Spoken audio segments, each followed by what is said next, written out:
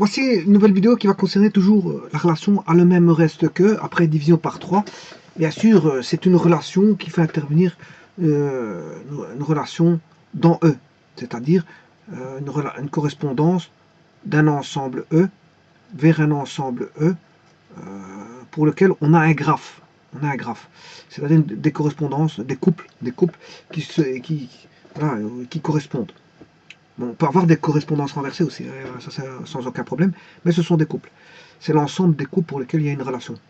Alors, bon, ce qui veut dire que c'est une relation de E vers E, une correspondance de E vers E, c'est-à-dire il faut connaître l'ensemble de départ, enfin l'ensemble de départ et l'ensemble d'arrivée qui est le même. Donc on aura autant d'éléments identiques dans E que dans l'autre, parce que c'est deux mêmes ensembles. Voilà. Alors, l'ensemble ici, je vais considérer que a le même reste que, après division par 3, je vais mettre les éléments 1, 2, 3, 4, 5, 6, 7, 8. Bon. Alors, cette représentation d'ensemble, les données, si vous voulez, en analytique. Ou ce qu'on appelle par inventaire. Ou encore en extension.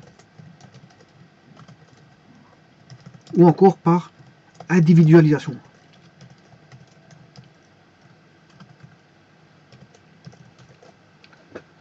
Bon, on aurait pu mettre cet ensemble-là d'une autre façon.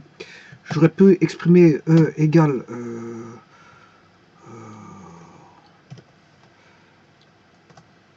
X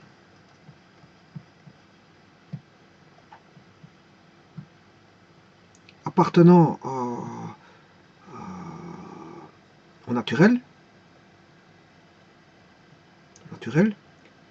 tel que X appartiennent à l'intervalle de 1 à 8, 8 inclus.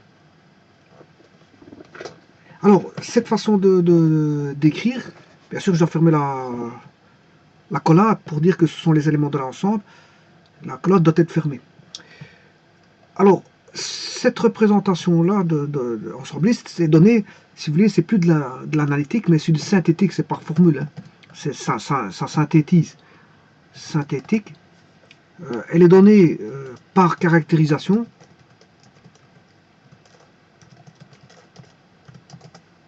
Ou si vous voulez, en compréhension. Ou encore par formulation.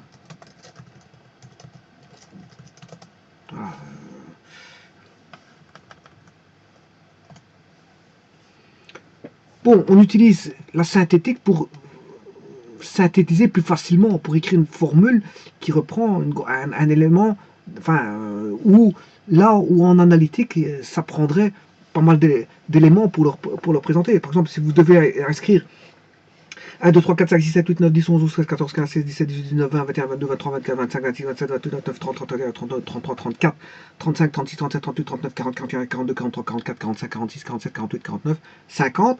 Donc les nombres de 1 à 50, vous n'allez pas écrire en analytique par inventaire ou en extension, en individualisation. Voilà. Individualisation, ça veut dire que tout est individualisé. On sait bien que 1, c'est l'individu 1.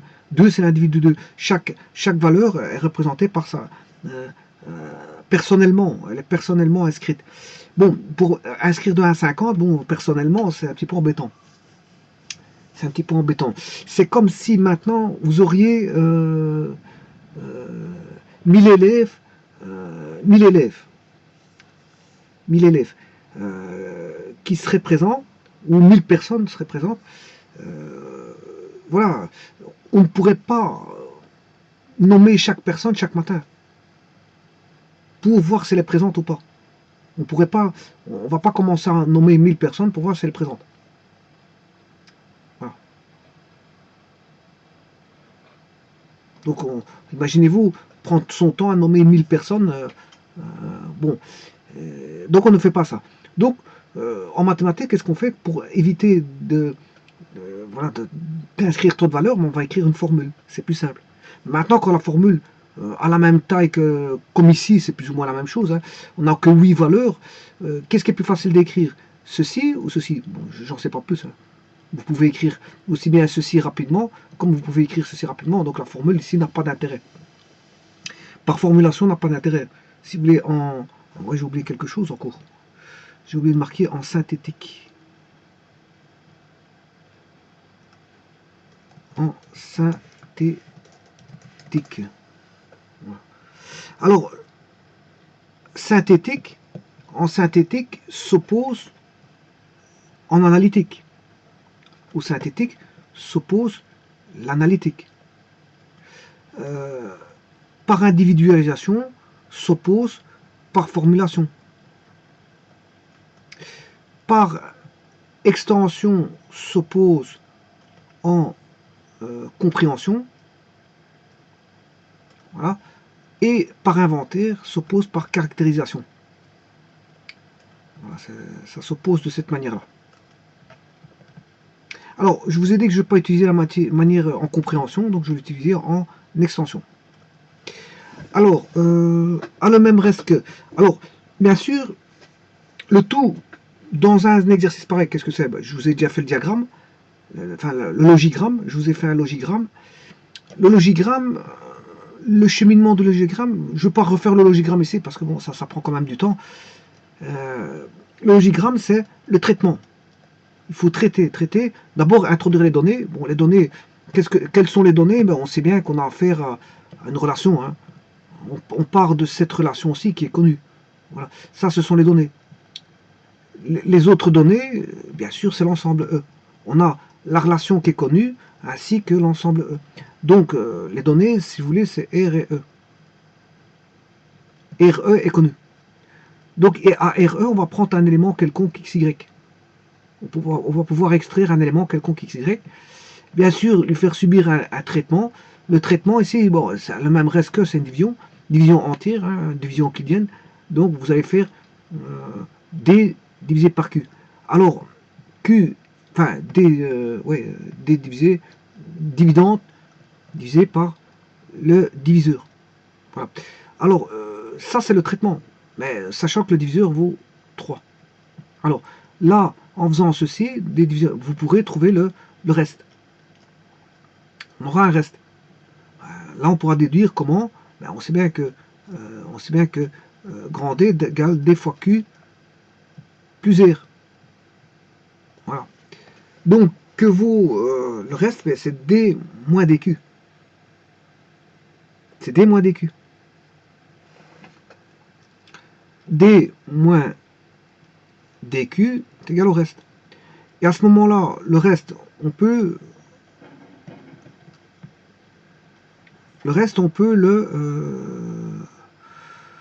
voilà, le comparer. On fait une comparaison. Voilà. Bon, il faut le faire 2 fois, hein, parce qu'il faut prendre 2 éléments x, y. Hein. On prend 2 éléments, bon voilà. Le premier va me donner un reste x. Par ce traitement-là, x va me donner un reste R1. Et y va me donner un reste R2. Voilà. Et ensuite, je compare le reste.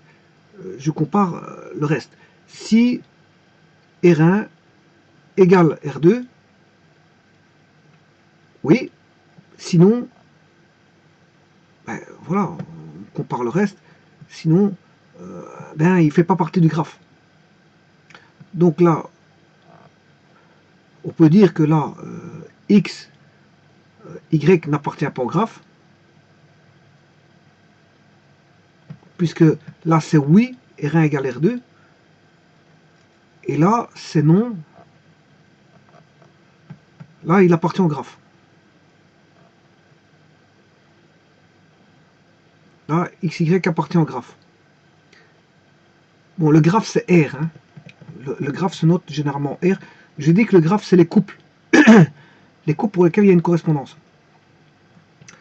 Donc là, XY n'appartient pas au graphe. Par contre, là, il appartient au graphe.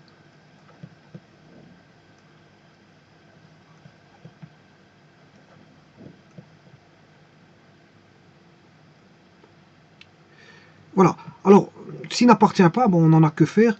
On termine, voilà. Bien sûr, ici, il y a un début. Hein. On a un début.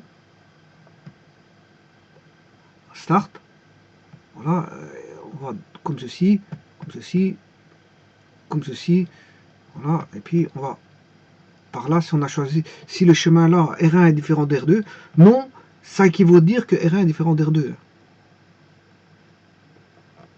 R1 est différent d'R2. Donc, ils n'ont pas le même reste. Donc, ils ne vérifient pas la relation.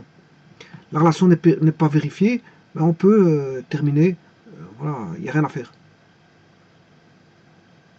Voilà. Par contre, ici, si on a, il appartient à la relation, il faut, bien sûr, faire le diagramme. Le diagramme. Et ça, il faut le faire plusieurs fois. Voilà, il faut le faire plusieurs fois. Donc, quelque part, on doit retourner. Voilà, on doit retourner au début hein, et le faire pour tous. Voilà, il faut. Voilà. Mais en fait, ici, vous pouvez retourner à la fin. End. Et vous pouvez faire ce traitement-là plusieurs fois. Plusieurs fois pour comparer 1, 2, 1, 3, 1, 4, 1, 5, 1, 6, 1, 7, 1, 8. 2, 3, 2, 4, 2, 5, 2, 6, 2, 7, 2, 8. 3, 4, 3, 5, 3, 6, 3, 7, 3, 8. 4, 5, 4, 6, 4, 7, 4, 8. 5, 6, 5, 7, 5, 8. 5, 6, 5, 7, 5, 8. 6, 7, 6, 8. 7, 8 et 7, 8. Bien sûr, ça veut dire qu'il y a un bouclage. Hein. Il faut faire un bouclage pour passer. Bien sûr, ici, je n'ai fait que le traitement pour deux valeurs. Comme si je prenais, par exemple, 3 et 5, par exemple. C'est le traitement pour deux valeurs. Mais il faut faire ça, bien sûr, pour voilà, deux éléments, mais pour voilà, chacun des éléments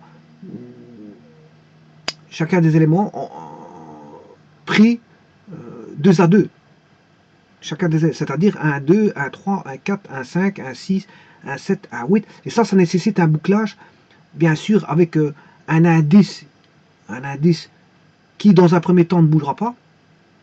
Hein, voilà, on aura un indice I, vous aurez un indice IJ, ou le premier indice, il faudra boucler d'abord le second indice, J. Alors on aura, si vous voulez, deux indices. Donc on aura deux indices, on aura X, I et X, J. C'est les deux valeurs, c'est XY si vous voulez. C'est XY, je compare XY. Ça c'est mon X que je prends, ça c'est mon Y, mais je le mets avec un indice. Donc ce sera des écritures indicées, c'est d'office. Hein. Parce que vous n'allez pas jouer qu'avec deux valeurs, vous allez jouer avec plusieurs valeurs. Alors, comment faire en sorte de jouer avec des valeurs et pour s'organiser, c'est de mettre des indices. C'est-à-dire que le premier, dans un premier temps, il vaudra 1, et puis le J vaudra 1, 2, 3, 4, 5, jusqu'à 8. Puis il faut faire varier le I. Le I va varier, vaudra 2, mais là il ne faudra pas. Bien sûr, là il va commencer à 3. 3 jusqu'à 8. Puis quand on va incrémenter le X d'un indice, 3, là on aura 5, 4, jusqu'à 8, et ainsi de suite. Bon, on pourrait faire un petit programme. Donc ce programme-là, qu'est-ce qui se passe on pourrait le programmer sans aucun souci. On pourrait le programmer. Voilà. Pour retrouver le graphe. Pour retrouver le graphe, on pourrait le programmer.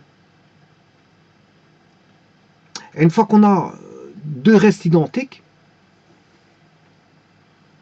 à ce moment-là, on s'est trouvé,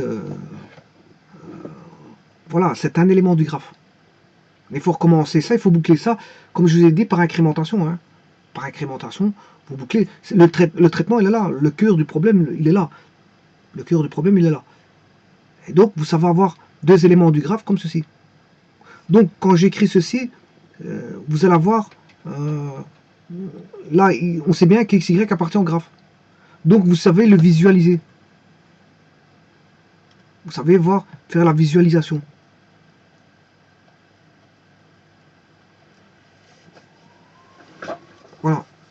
savez faire la visualisation. Et donc on sait voir quand un élément appartient au graphe ou pas.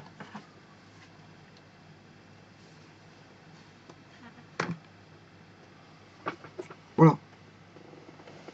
Bon, mais ici la visualisation on peut le voir de plusieurs façons. C'est surtout ça que parce que ceci j'ai déjà fait, hein, ça. Bon, je l'ai fait par Excel, mais on peut le faire par programmation. Bon, voilà, on peut écrire par programmation. Hein. Il suffit d'aller chercher un langage, enfin un logiciel qui manipule la programmation. Et vous pouvez programmer ça facilement. Il n'y a pas de complication à ça. C'est juste le choix de deux éléments. Voilà, on regarde si on fait le calcul de la, voilà, du reste, on calcule le reste. Et puis après, à ce moment-là, qu'est-ce qu'on fait? Bon, on regarde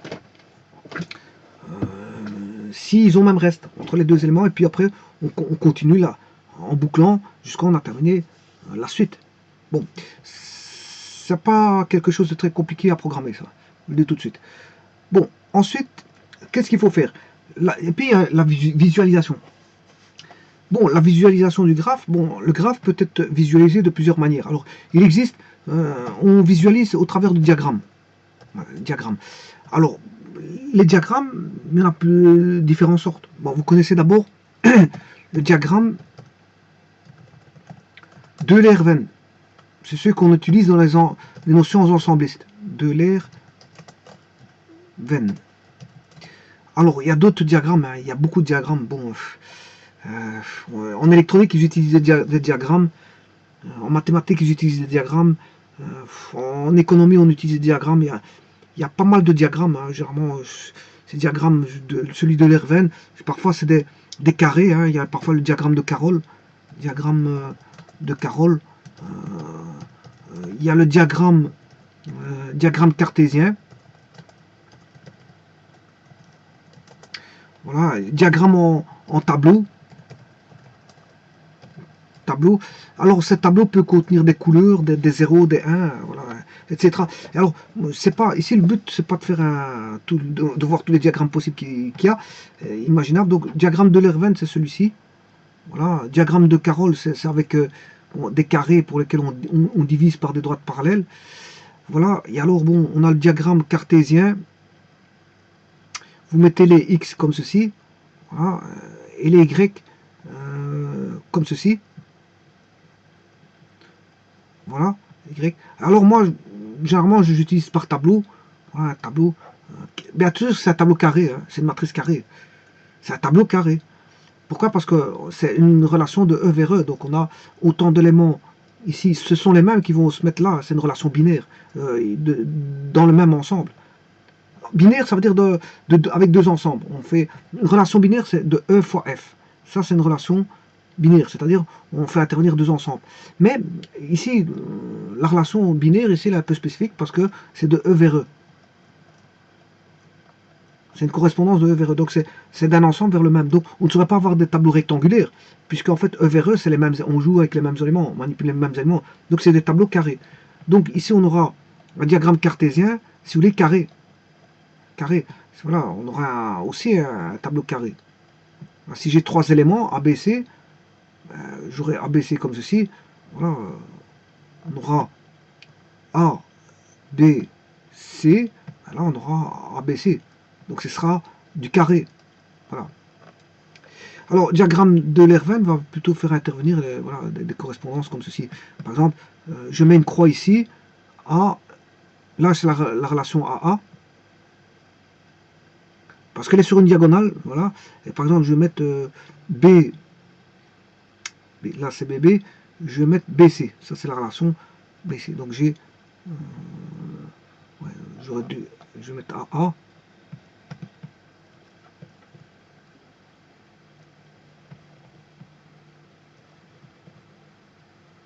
AA et, par exemple, BC. B vers C, par exemple. Ça, c'est le diagramme de Lerven. Voilà. Et E fois E, ben, on ne met qu'un seul ensemble, hein, parce que les correspondances sont dedans. Correspondance B appartient à E et C appartient à E. Donc c'est de B, B appartient à E, B appartient à E, voilà, et C appartient à E, et on a une correspondance. Si vous voulez, si vous voulez le faire avec deux ensembles comme ceci, vous pouvez le faire. Hein. Bon, voilà, vous mettez E. Voilà, on a une relation de B vers C.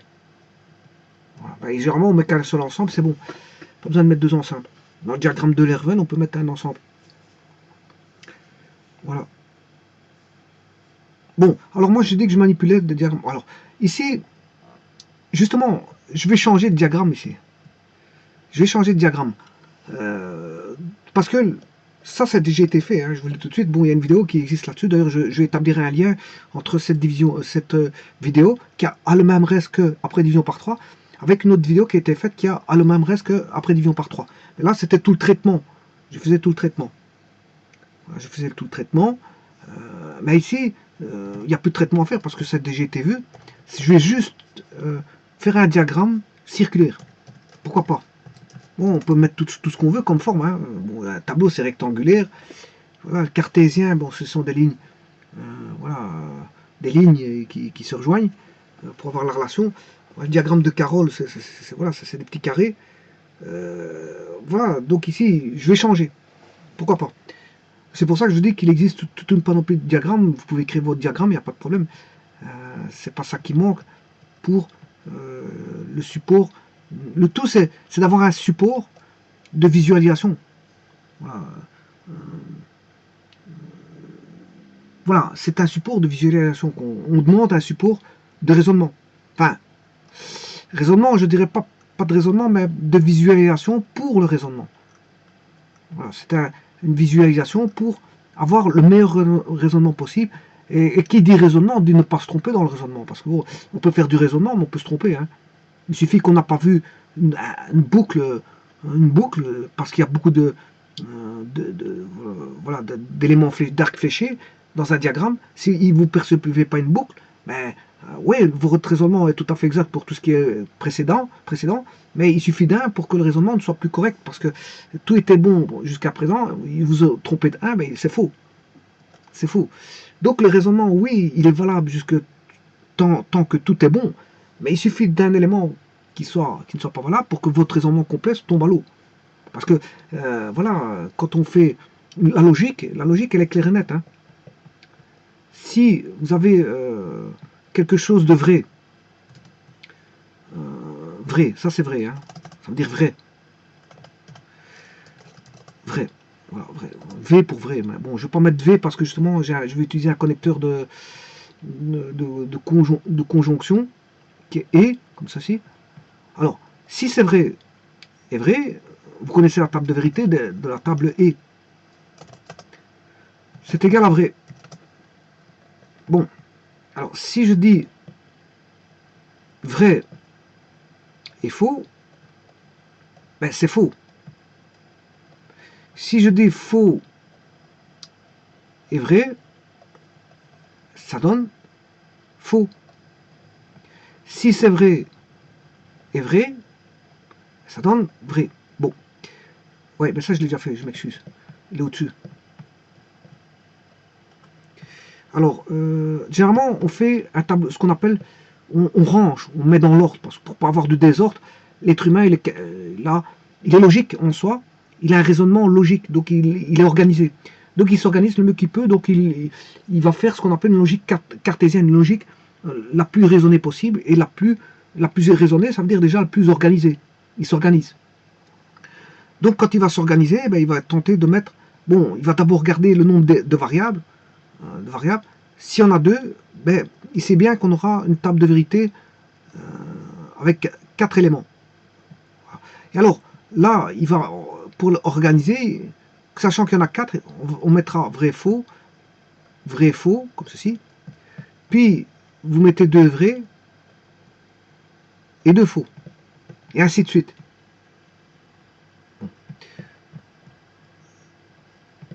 Là, c'est une organisation. Alors maintenant, si on avait plusieurs, hein, si on avait 2 exposants en 3, si on avait 3 variables, on aurait 8. 2 exposants en 3, j'ai 3 variables, on aurait 8 possibilités. Ça, c'est un combinatoire qui dit ça. Donc, il faudrait mettre vrai, faux, vrai, faux, vrai, faux. Là, j'ai bien 8. On aurait vrai, vrai, faux, faux. 1, 2, 3, 4. Ouais, ici, j'ai pas mis 8. 1, 2, 3, 4, 5, 6, 7, 8. Là, on est bon. Alors, vrai, vrai, faux, faux. Voilà. Là, je vais avoir vrai, vrai, vrai, vrai, faux, faux, faux, faux. Voilà. Donc j'ai organisé ici, les cartésiens s'organisent comme ça. Ils font ce qu'on appelle les tables de vérité en organisant de façon à avoir toujours les mêmes tables pour, pour des variables, je veux dire, pour un nombre de variables définies. On a toujours les mêmes tables. Si j'ai deux exposants en 3, j'aurai toujours ces mêmes tables. J'aurais pu commencer par faux, vrai, hein, c'est ça qui peut différencier. Après de commencer par vrai, faux, je peux commencer par faux, vrai. Bon, c'est un petit peu similaire à ça.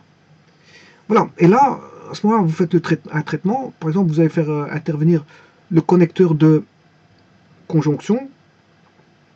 Et alors, vrai, vrai, vrai va donner vrai. Vrai, faux, vrai. Dès que vous avez un faux dans le connecteur de conjonction, tout est faux. Voilà. Ce qui veut dire que dès le moment où vous avez un élément qui est faux, ben c'est faux. Et là, je vais faire avec, je fais intervenir voilà, le connecteur de conjonction. Là, c'est vrai et tout est faux. Alors, quand est-ce que c'est vrai? Mais quand tout est vrai. Voilà. Quand tout est vrai, c'est vrai. Donc la logique cartésienne, elle est claire et nette là-dessus. Un raisonnement logique est vrai si tout le raisonnement euh, qui lui est en lien est vrai. Tous les raisonnements qui lui sont en lien sont vrais. Si tout est vrai, c'est que c'est vrai. Bon, et s'il suffit d'un élément qui soit faux, un élément, ben c'est faux. C'est-à-dire que si vous faites un raisonnement qui est tout à fait bon jusqu'à présent, et que vous rajoutez un fifrelin d'éléments, et que celui-ci, vous vous êtes trompé par mauvaise observation, mauvaise visualisation, mauvaise interprétation, voilà, redondance, voilà, les erreurs, on peut voilà, comment on appelle ça, les répertorier. Il y a toute une panoplie voilà, de risques d'erreur qui peuvent vous engendrer une erreur, mauvaise interprétation, voilà, une méconnaissance d'une propriété, un oubli, peu importe, peut ramener à un élément faux. Et cet élément faux, parmi tout ce qui est valable, ben, sera faux. Sera faux. Donc, pour ça, pour éviter, je veux dire, de la fausseté et s'allier avec que de la vérité, eh bien, il faut pouvoir interpréter le mieux que l'on peut, en allant rechercher bien sûr les propriétés bon, les plus développées qui donnent, voilà, voilà, qui sont censées, les propriétés censées, mais je dirais surtout de s'allier euh, d'outillage qui permettent la meilleure visualisation possible. Parce que si il s'agit de ne pas se tromper au niveau de certaines choses, c'est de dessiner et de voir si on ne s'est pas trompé. Bon, voilà. Ceci étant dit, il ne faut pas se tromper, c'est ça que je veux dire. Donc, moi, je vais faire un diagramme circulaire où on ne peut pas se tromper. On peut pas se tromper. Bon. Mais avant toute chose, bon, comme l'exercice a déjà été fait, je vais vous mettre quand même le diagramme cartésien ici, hein, avec ses classes. J'avais fait des classes. Voilà. Donc, je vais, voilà, me baser sur ça. Je vais me baser sur ça. Alors, on va regarder. Je vais faire un diagramme circulaire qui n'est plus un tableau. Ici, c'est un tableau. Je l'ai fait sur un tableau ici. Et là, je vais changer de type de diagramme. Je vais faire un diagramme circulaire. Bon. Alors, pour ça, il y a mon ensemble 1 contient 8 valeurs. Donc, je vais diviser en 8 parties.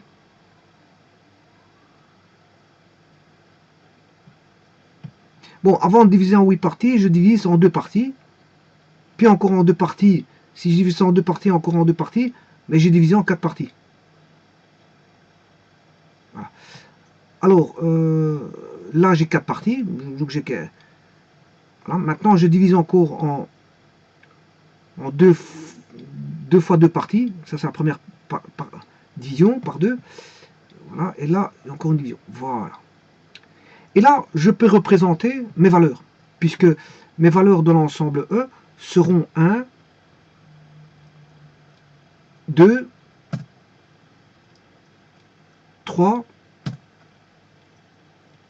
4, 5, 6, 7 et 8. Si ce n'est que, bon, 8 c'est un peu trop écarté. Bon, je vais le ramener à sa position ici. Le 7 aussi est un peu trop écarté. Voilà. Le 5, je le ramène ici. Et le 1, on va mettre un petit peu ici. Voilà.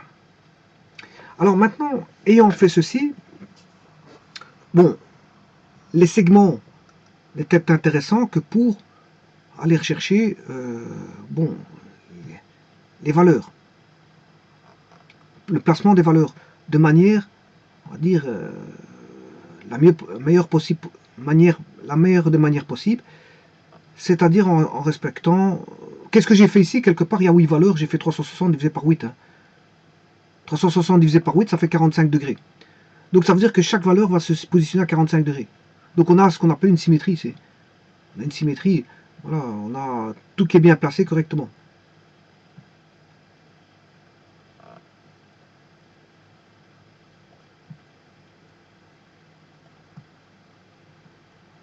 Voilà. Alors maintenant, je vais établir les relations. Les relations. Bon. Alors, les relations, on sait bien qu'on a un bouclage. Vous voyez que là, je vais noter. Regardez ici, on a une diagonale. La diagonale, ça signifie qu'on a, bien sûr, bon, je vous le dis tout de suite, j'ai vu que cette relation-là, c'est une relation d'équivalence. Hein. Donc elle est restée, c'est-à-dire réflexive, symétrique et transitive. Donc ici, elle est réflexive, vous voyez la diagonale, on a des boucles partout. Donc, ce qui veut dire qu'en 1-1, j'ai une boucle. En 2-2, il y a une boucle. En 3-3, il y a une boucle. Ça veut dire que 3 a le même reste que 3. 4 a le même reste que 4. Bon, ici, je vais quand même changer, parce que c'est vrai que le 4, il est un peu trop éloigné aussi. Je vais m'en approcher de cette manière-là. Alors, 4 a le même reste que 4. 5 a le même reste que 5. Après division par 3, bien sûr, d'ailleurs je les mets entre parenthèses. 6 a le même reste que 6. 7 a le même reste que 7. Et 8 a le même reste que 8. Et là, on voit bien que la relation, elle est complètement réflexive. Elle est de type R, réflexif. Il faut des boucles partout, il y a des boucles partout. Alors maintenant, je vais faire la relation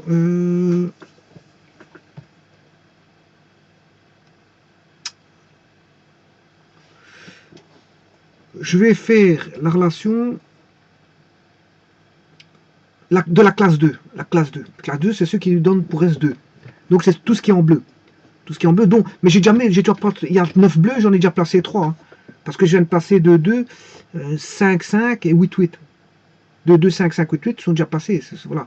Donc il m'en reste plus que, si vous voulez, 4 à placer dans les bleus. Donc c'est, on va dire, c'est 2, 5. Je vais le faire tout de suite. 2, 5.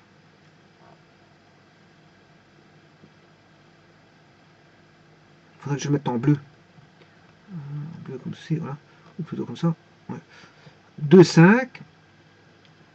Ouais, bon. Je vais recommencer. 2, 5.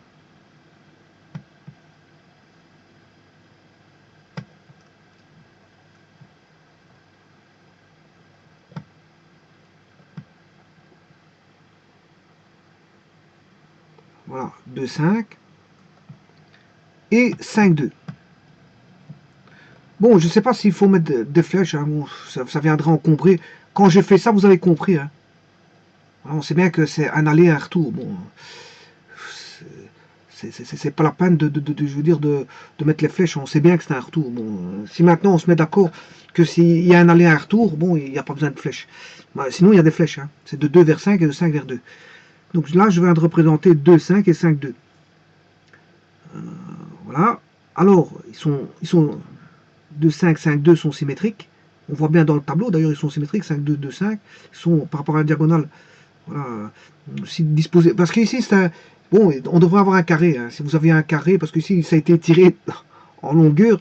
Donc, on ne voit pas très bien la symétrie, mais il y a une symétrie. Si vous mettez en carré, vous allez voir que 5, 2, 2, 5 sont symétriques. Ici, comme il est en rectangle, il a été tiré plus en longueur qu'en hauteur, donc ce qui fait qu'on n'a pas tout à fait une visibilité au niveau de la symétrie. Mais sinon, si vous remettez en carré, je réduis. Si je remettais la même cote voilà, du tableau en hauteur qu'en longueur, vous verrez qu'on a une parfaite symétrie. Mais de toute façon, on l'aperçoit partiellement. Hein. Bon, en regardant bien, on l'aperçoit. Bon, maintenant, la seconde symétrie, c'est 8, 8, 2, 2, 8. Donc, 8, 2, 2, 8. 8, 2. Ouais.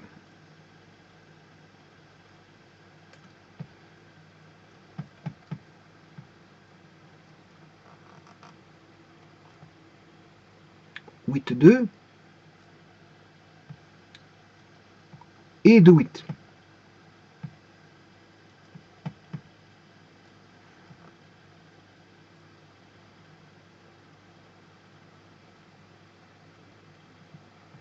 Bon, ça ne veut pas mettre ça parce que sinon on risquerait de s'embrouiller parce qu'il y aurait des nœuds. Il y aurait des nœuds, voilà. 2, 8.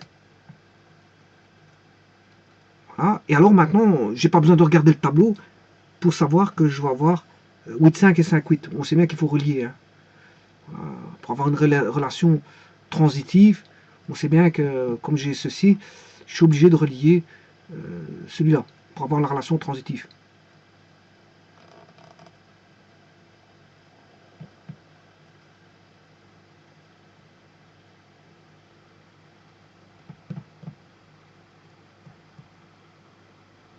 Tout du moins la relation transitive pour la classe donnant pour reste 2. Voilà, ça c'est une RST. Vous reconnaissez le RST. Voilà. Mais la relation n'est pas encore restée complète, hein, parce que bon, pour l'instant, elle l'est, mais j'ai pas encore dessiné la classe de reste donnant 1. Et ça, je vais le faire maintenant. Je vais d'abord mettre le reste donnant 0. Comme ça, c'est fait. Là, j'en ai déjà deux qui sont mis, c'est 3, 3 et 6, 6, mais il me reste 6, 3, 3, 6. 6, 3, ouais.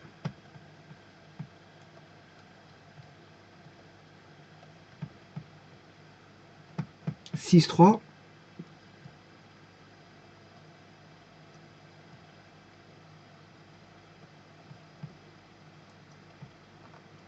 et 3, 6.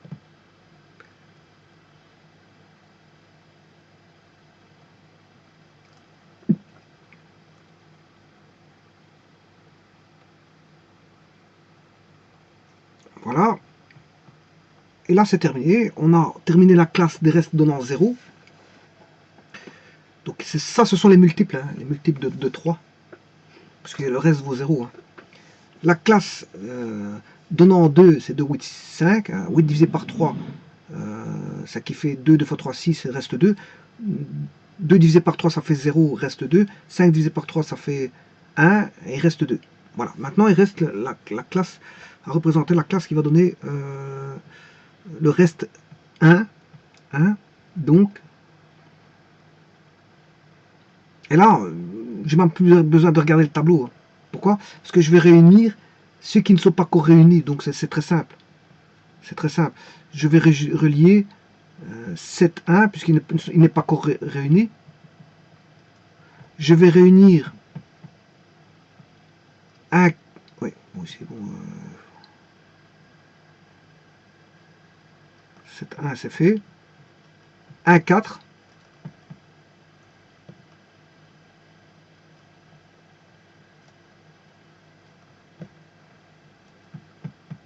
et 7, 7, 4. Voilà. Maintenant, je vais faire les retours.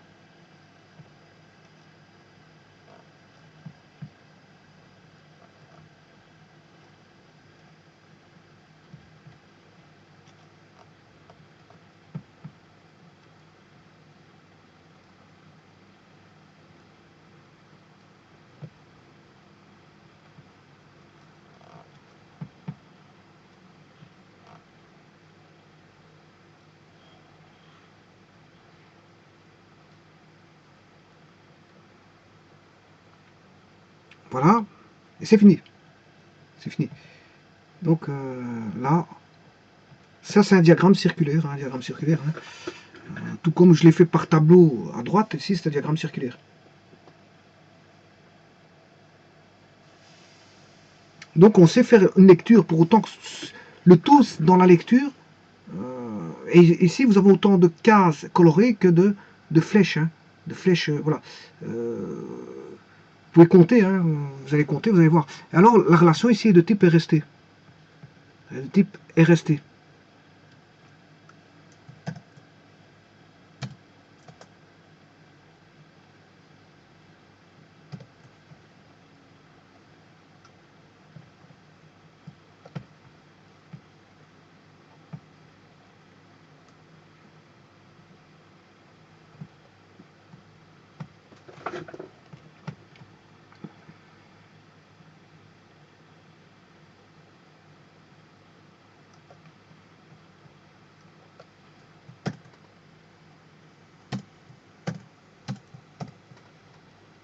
Donc RST, c'est une relation d'équivalence.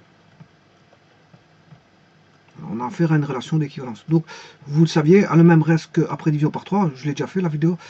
Donc, j'ai déjà analysé, donc c'est une relation d'équivalence.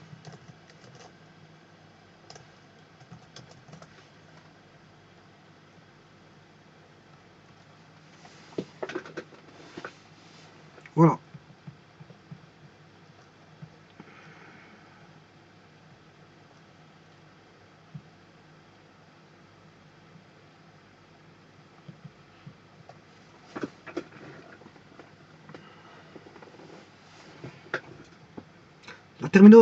La vidéo se termine ici. Hein. Donc, il suffit d'aller vous compter le nombre de flèches que vous avez et le nombre voilà. Je peux vous dire que le reste donnant 0, on doit avoir 4 valeurs. 9, la classe de reste 1 donne 9, comment on appelle ça 9 couples. 9 couples pour le reste 1, 9 couples pour le reste 2, ça fait 18. Et 4 couples pour le reste 0. Ce qui fait 18 plus 4, ça fait 22. Donc vous devez trouver 22 flèches.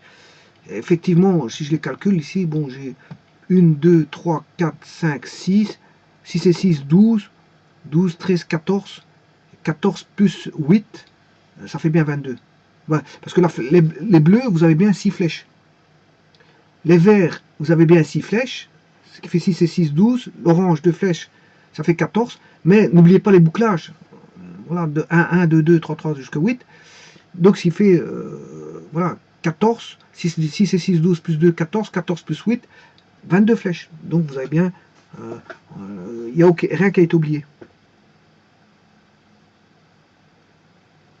Il n'y a rien qui a été oublié.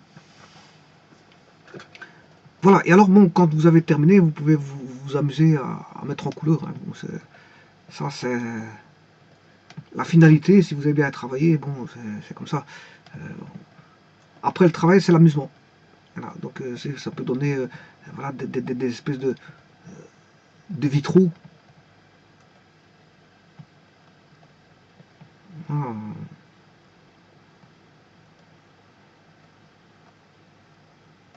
Vous pouvez vous amuser à faire des vitraux, hein, bon, pourquoi pas.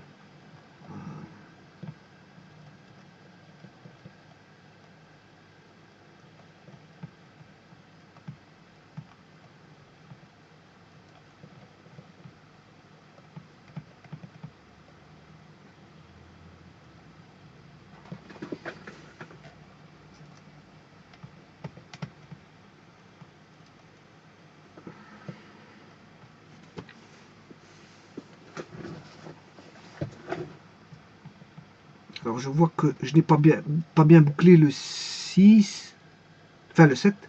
6 et 7, oui, mais 6 et 7 n'ont pas été bien bouclés.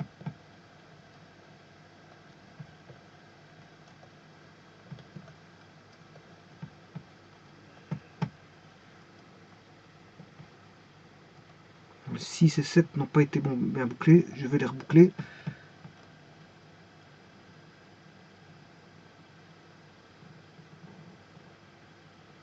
Voilà.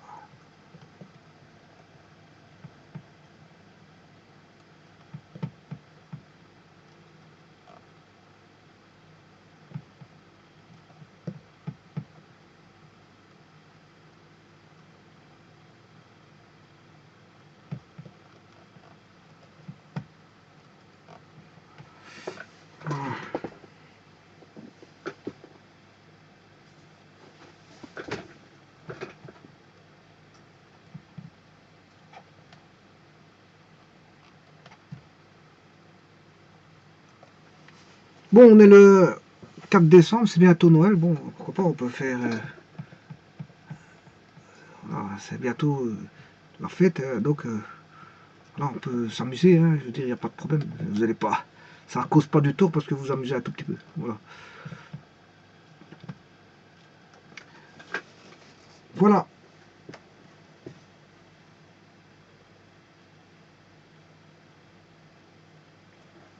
Je vous remercie.